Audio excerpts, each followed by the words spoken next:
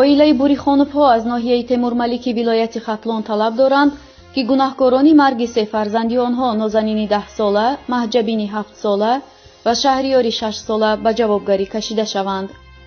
ин се кӯдак рӯзи 16 август вақте ки барои харидани яхмоз мерафтанд, дар роҳи Кангурт-Балҷубон Ховалинг ба чуқурии кофтаи роҳсозон афтода ба ҳалокат расиданд.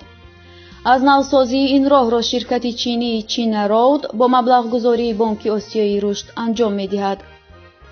додситонии Темурмалик ба падару модари ғамзадаи ин се кӯдаки ғурамарг посух додааст, ки дар бадани ҷасадҳо ягон ҷароҳат ошкор нагардид. аз ин рӯ оғози парвандаи ҷиноӣ рад карда шуд.